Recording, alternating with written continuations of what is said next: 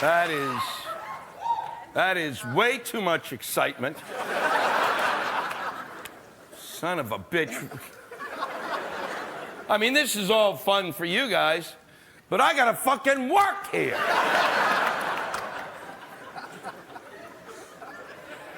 I'm thrilled to see you all out here this evening. I really didn't think that the audience that I kind of am lucky enough to have gathered could afford Broadway prices.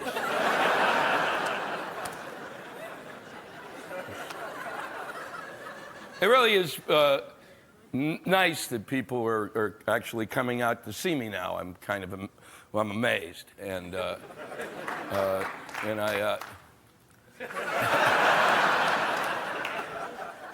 I am, and I think it's terrific. But you know, you bring your friends, and I don't really need them. You know, you and I have developed a relationship. I don't need these fucking strangers hanging around. You know, you spend, you know, for the 2 weeks before you see me, you go, oh, you got to see this guy. He's really funny. How do you think that makes me feel? That puts a lot of goddamn pressure on me. Because if I'm not funny, you're fucked.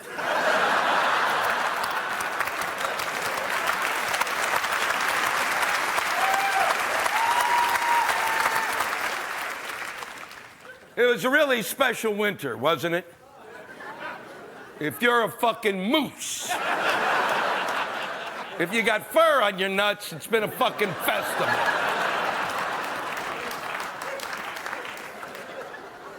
It was the coldest winter ever. I thought last winter was the coldest winter ever. But I was fucking wrong, wasn't I? You see, because I travel all the time. So last winter, I'd be in the Midwest, and the blizzard would hit. And then I'd fly home, and the blizzard would hit again.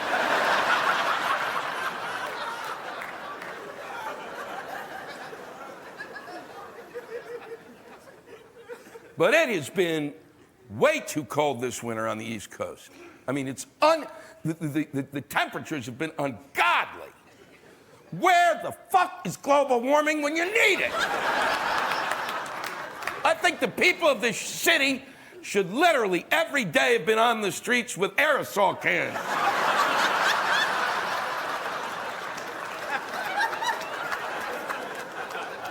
Nobody should have to live like this. And even if they hadn't told me, I would have known it was the coldest winter ever, because I have not had one thought. I have not been able to complete a sentence in my own head.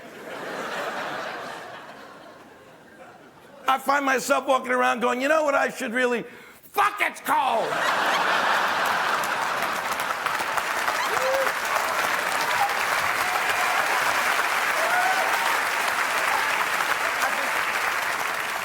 We don't need to live like this. I had a tremendous idea, a way to change the climate, and we had the money to do it.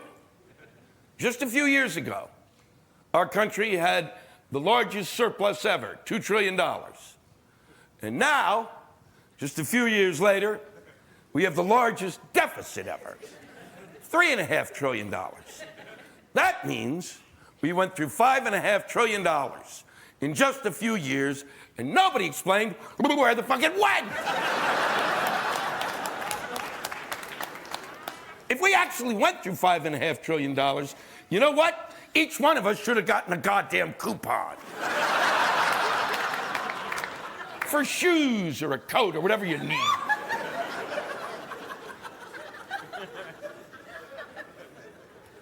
So the federal government decided the way to make this money up was to have a $350 billion tax cut, okay? And by the federal government, I mean Republicans and Democrats working together. And the only thing dumber than a Republican or a Democrat is when these pricks work together.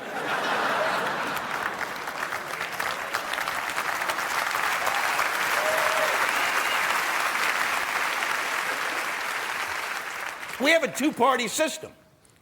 The Democratic Party, which is a party of no ideas, and the Republican Party, which is a party of bad ideas. And the way it works is the Republican stands up in Congress and goes, I got a really bad idea. And the Democrat says, and I can make it shittier.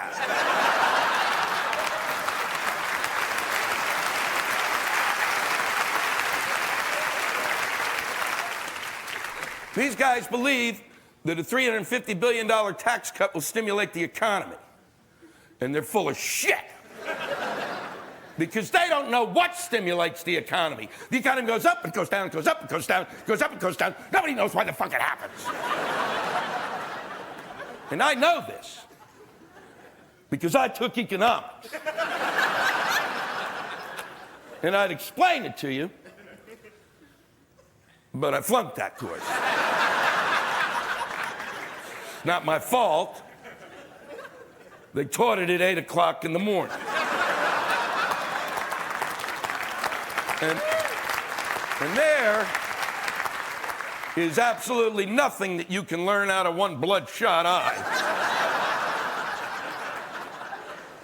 After I flunked the first two tests, I grabbed the professor by the throat and I said, why are you teaching this shit at this ungodly hour? Are you trying to keep this stuff a secret?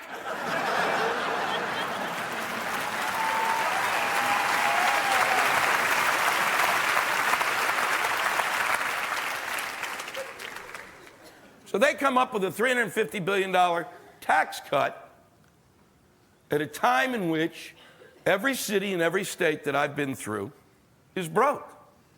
Is broke. And you're going to cut taxes. They're so broke that they've actually cut essential services. In many places, they've cut policemen, because who the fuck needs them? Or firemen. Son of a bitch. It's much more fun watching something burn down. In our city, New York, they cut after-school programming. And if anybody needs to be distracted, it's those little pricks.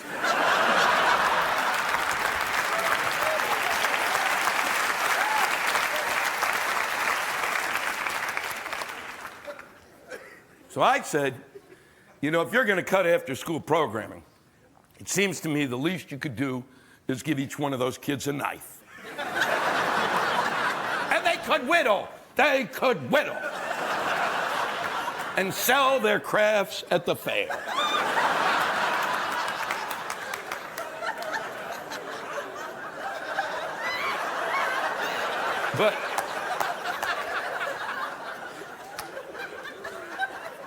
But if you're a parent, hold on to your hats.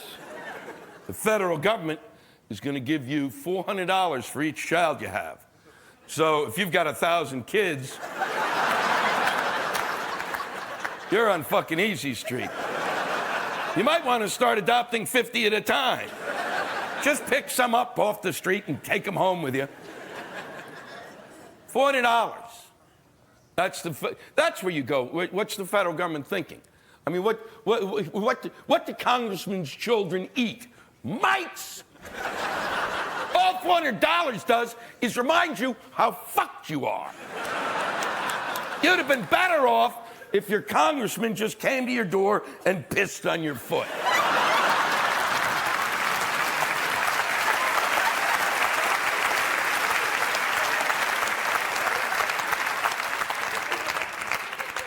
It's $1 a day.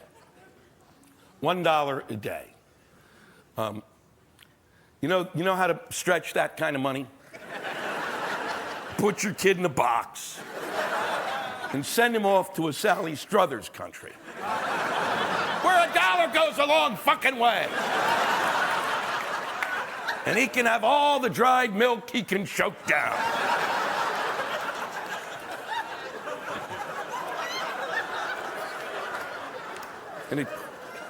And at the end of the year, you've got $35 left over. So at Christmas, you can give your kid 2 nice boxes of shit.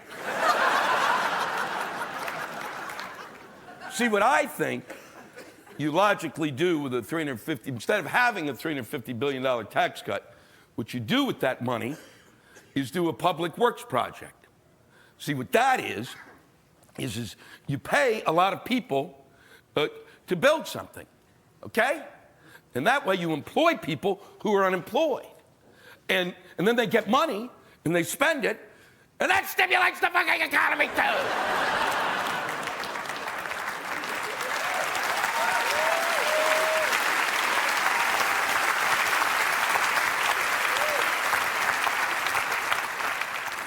So you pick a place that really needs something. You know, a state that could really use it, like Mississippi. Of course, Mississippi, because that's the place that no one has ever thought, boy, I got a vacation, I need 2 weeks in Biloxi. And you go down there and you find a place that's totally in the shitter. You won't have to go far. And what you do is build a big fucking thing. I don't care what it is, as long as it's big and it's a fucking thing. And then the economy will explode because people will say, I gotta see the big fucking thing. And then there'll be a big fucking thing restaurant, a big fucking thing hotel and casino, a big fucking thing spa.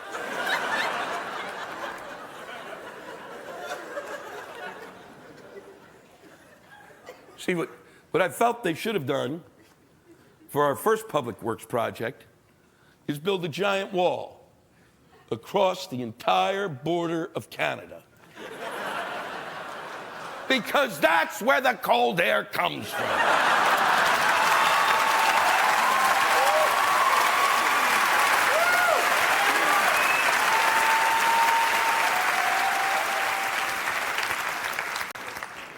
I got to travel a lot this year.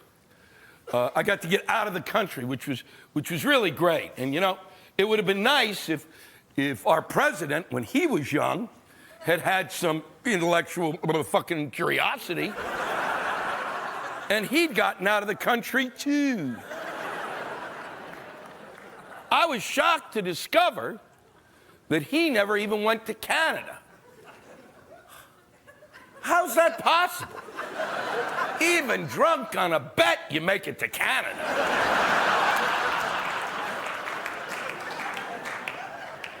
I got to Italy. I'd never been there. It's extraordinary. If you've not gone, unbelievable. I didn't know this, but Jesus Christ is, whoo-hoo, he's big there.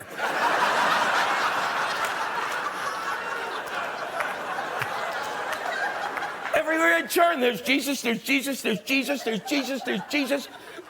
He is like the Coca-Cola of Italy.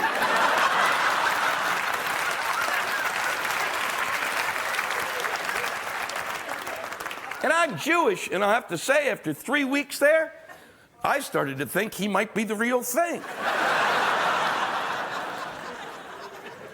I went to New Zealand this year, and man, I know a lot of people want to go there. Let me just tell you, it's 22 hours by plane. So if you have the opportunity, don't. You don't want to be on a plane for more than 8 hours. 22 hours is like a stress test that's out of control. You're locked in there, the treadmill's going, you got wires everywhere. Where's the fucking nurse? Where's the fucking nurse?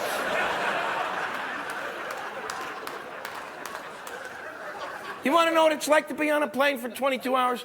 Go home, sit in a chair, and squeeze your head as hard as you can. Don't stop. Don't fucking stop. Then take a paper bag and put it over your mouth and nose. And breathe your own air over and over, over.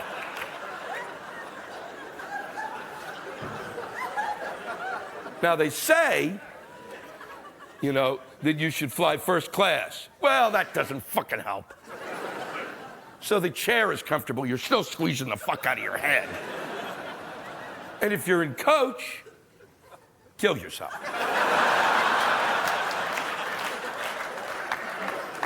What you want to do is when you finally have snapped, walk back to one of the bathrooms, go in, put your head in the toilet, and flush it. The suction is such that your head will be ripped right off.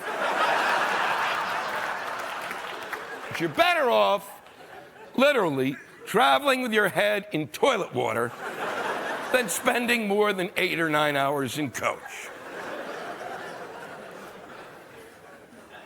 Who do you think designed the coach seats on an airplane? I think it's a guy with scoliosis who was really pissed. God damn it, this is the most comfortable chair ever. I don't know what they're bitching about. This is perfect.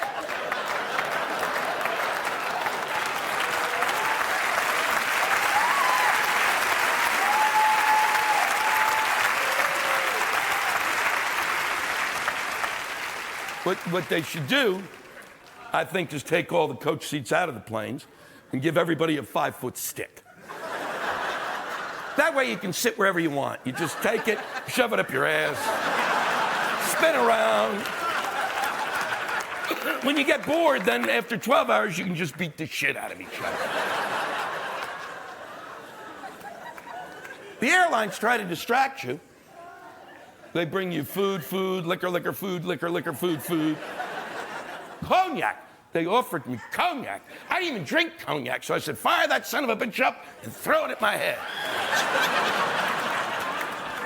Then they show you a movie, then they show you another movie. And when all that's done, there's still 14 hours to fucking go.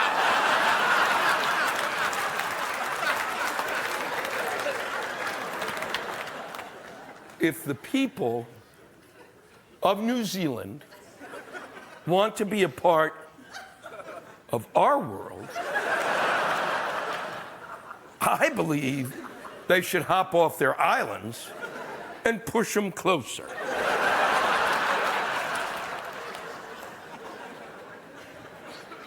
Now, they say that New Zealand is beautiful, and I do not know. Because after 22 hours on a plane, any landmass would be beautiful. We could have landed on a tiny iceberg, and there could have been just 2 penguins blowing each other. And I would have been thrilled to see them. And I would have performed.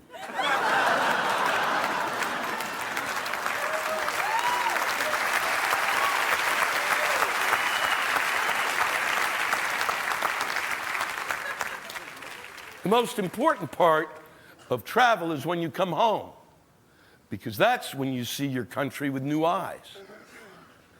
I was amazed to realize that we are the only country that tells the rest of the world on a nearly constant basis that we are the greatest country on earth. And that is a little fucking obnoxious.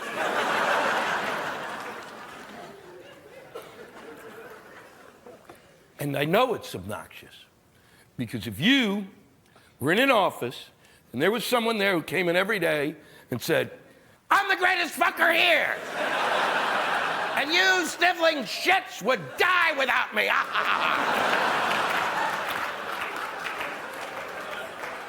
I can guarantee by the end of the week, you'd have killed him and eaten him just to try to possess his power.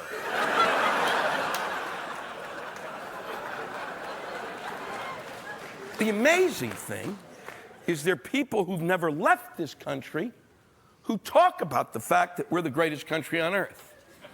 How fucking dumb is that? Because you don't know. If you haven't left here, you don't know. There are countries that may be giving shit away every day. Canada's one of those countries. You know what they give away? Health insurance!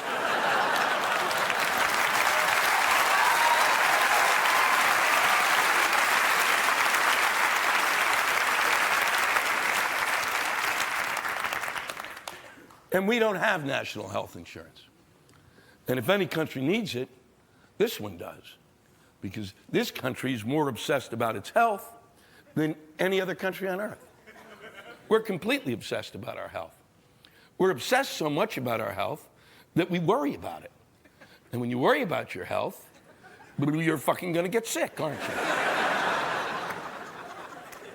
I flew back from Los Angeles, and on the plane was a Time magazine. And there was a 30-page article about diabetes. And I read every page. And by the time that plane landed, I had diabetes.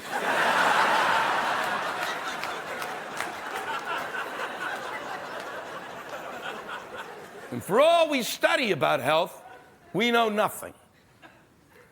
Is milk good or bad? I rest my case.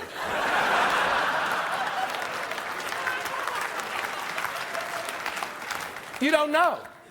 You don't know anymore. And a lot of you were sitting there thinking, fuck, I'm an adult. I don't have to drink that shit anymore. When I was a kid, you knew milk was good because there was only one kind of milk, moo cow fuck milk, and that was it. And you had to drink 4 glasses a day. Now you don't know, because when you go down the aisle of the grocery store, there's milk, the milk aisle goes on for fucking ever. There's 1%, 2%, low fat, skim, acidophilus milk. What the fuck are you talking about? Acidophilus milk? Milk doesn't need a friend. That shit belongs in the yogurt section. Lactose intolerant milk, kiss my dick.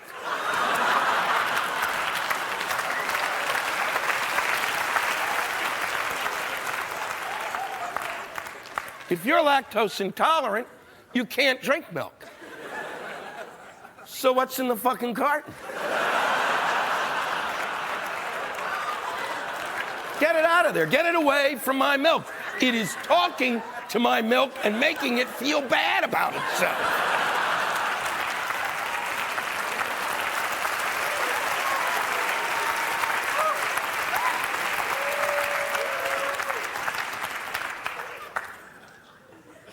Soy milk.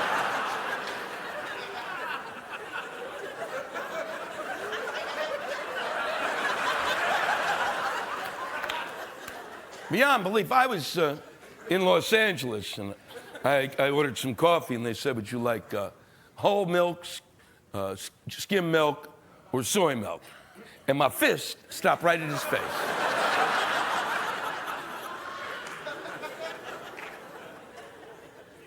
There's no such thing as soy milk. It's soy juice. But they couldn't sell soy juice. So they called it soy milk. Because anytime you say soy juice, you actually start to gag.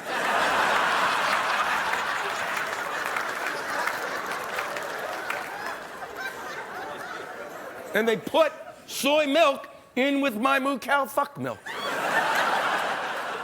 And it doesn't belong there because we all know there's no soy milk because there's no soy titty, is there?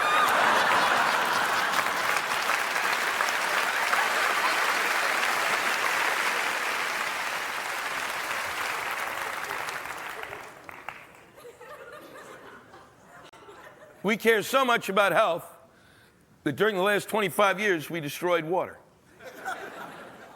Because when I was a child, this was the simplest thing of all. This was the essence of life. And when you were thirsty, that's the operative word, ladies and gentlemen. The word is and has and will always be thirsty. Not hydrate. They made that fucking word up. I could go anywhere in my house when I was a child. You know, there was 3 or 4 different rooms. I could go into my basement, and I could get clean water and drink it. And then go back out and play. And those were great times.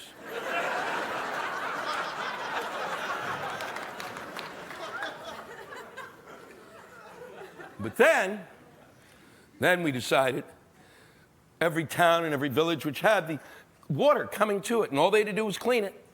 said, we'll save money. We won't clean the water so much. And with the money we can save, we can then buy the water at the supermarket. Try to go through this logic with me. Our country had water coming to our homes. And even if we were locked out, we could still get it. Clean water. And we said, no, fuck you. I don't want it to be that goddamn convenient. I want to drive and drive and drive and look for water like my ancestors did.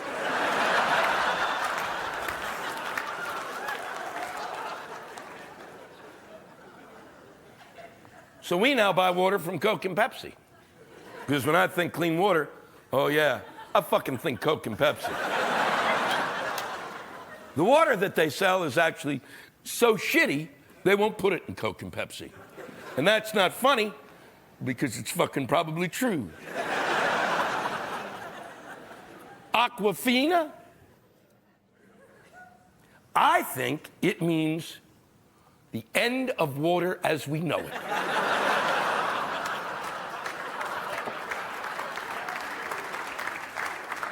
Then there's spring water. All sorts of spring waters. Deer Park, which I don't touch because there's a picture of a deer, and you don't need a deer pissing and shitting in your water. There's all sorts of spring waters. It's bullshit. Because nobody's ever seen a spring. Nobody's ever fucking seen a spring. There's no such thing. Fuck, when was the last time you said, boy, I can't wait to go to a bottling plant? You know where spring water comes from? There's a couple in Pittsburgh that sits in a bathtub and fills these fuckers up. Because that's how stupid they think we are. They think we're so stupid that on many bottles of spring water, they print the nutritional facts. The nutritional facts of water.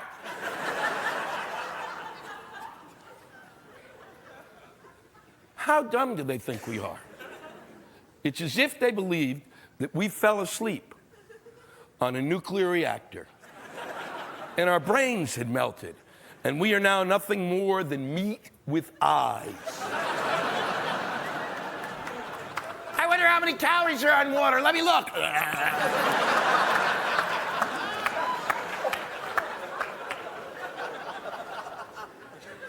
Total fat. Total fuck fat in water. What that implies is that there's water with chunks of fat in it. And I gotta find that water because that's the tasty goddamn water.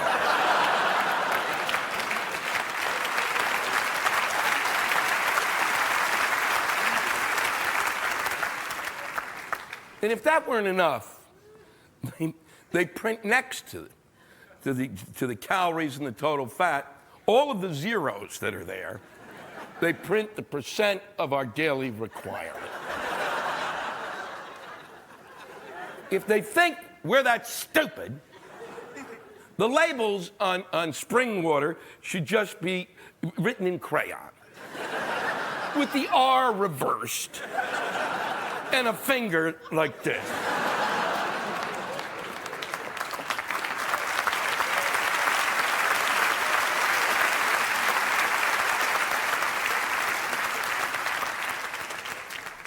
When I was a kid and water was free, nobody ever told you how much water to drink. Ever. 4 glasses of milk, nothing about water. But then they started bottling water. And as soon as they started bottling it, they said 8 bottles a day. 8! 8, you fuckers! That's like a goddamn homework assignment. I can't remember what day it is. Now I gotta remember how many bottles of water I drank? Fuck you. That's 56 bottles of water a week. You need a burro to carry that much shit around. And if you don't drink 56 bottles of water a week, many doctors say at the end of the week, you should take the garden hose and shove it up your ass.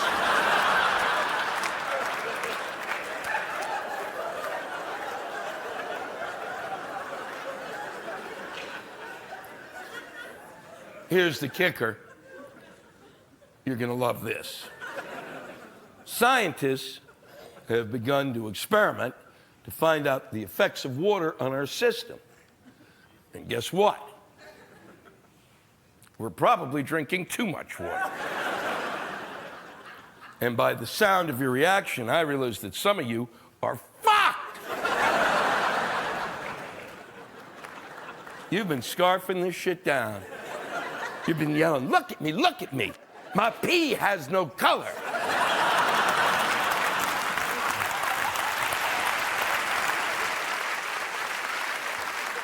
That's because you pissed all the nutrients in your brain away, and you're lucky your head hasn't caved in.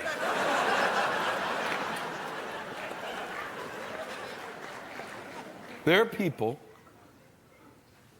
who walk out of their apartments in New York City every morning of every work week carrying a liter bottle of water in a sling, as if it was a little baby. They're carrying a liter bottle of water with them, as if they were crossing the goddamn Mojave. What if I never see water again?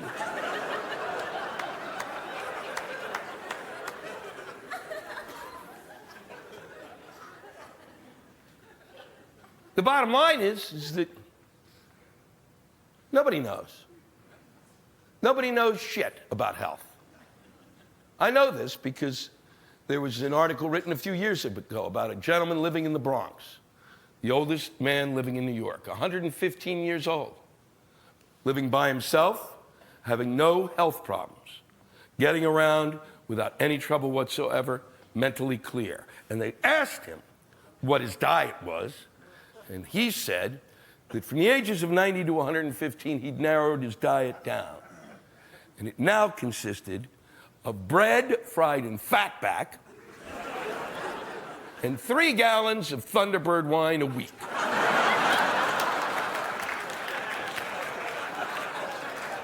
When they asked him why he didn't fry his bread and bacon, he said, because bacon's too lean. Imagine if he went to a doctor. Guy had been doing tremendously, and if he sat there and described his diet, the doctor would have gone, what the fuck's the matter with you? You can't eat that anymore. You have to start on a diet of fruits and vegetables. And he would have, and he'd have been dead in a week.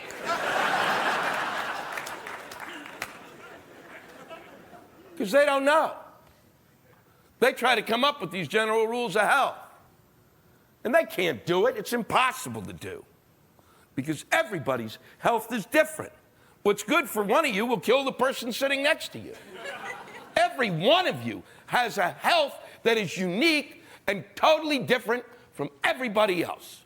Completely. Because we are all like snowflakes.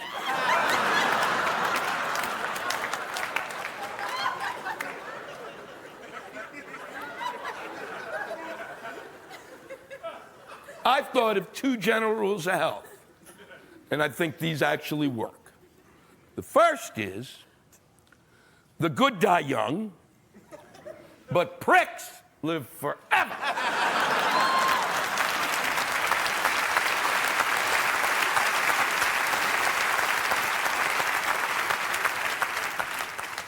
So, if you want to increase your longevity, if there's a kid who lives across the street, whenever you see him, run outside and go, get out of here, you little shit! And it'll be just like taking vitamins.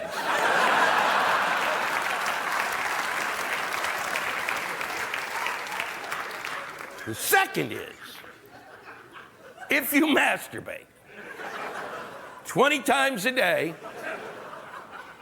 you'll never make it out your front door. You might make it to the door, but when you squeeze the handle, you'll pass out. And let me just say that I did that experiment in my own lab, wearing a white lab coat with a rectal thermometer in my pocket. Now, for women, my belief is it's probably 30 times a day. but I can't find a woman to come to my lab. We have a health issue that still looms in front of us. It's extraordinary that it does, but the fact is there can still be a smallpox epidemic in this country. And the reason for that is that the vaccines that we were given, and I was told was going to last forever, wore the fuck off. And they waited until a possible emergency condition to tell us. That's as if you went to a public bathroom, flushed the toilet, and the water just hit you in the face. And as you left, on the door, as you're leaving, it said, "Danger, water may hit you in the face."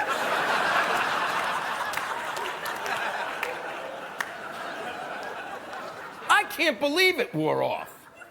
And they didn't tell us, because that means my whole life has been a delusion. Because every day I'd wake up and I'd go, well, it's gonna suck today, but at least I'm not getting smallpox.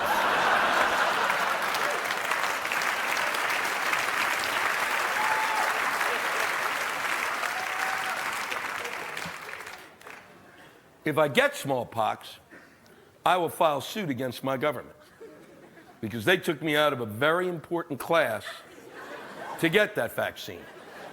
And if I had taken that class, I wouldn't have to do this bullshit for a living.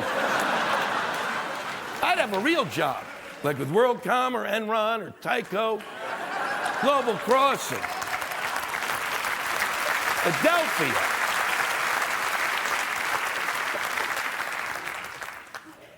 Or any of those wonderful, wonderful businesses that did so much to inspire us to invest in the stock market.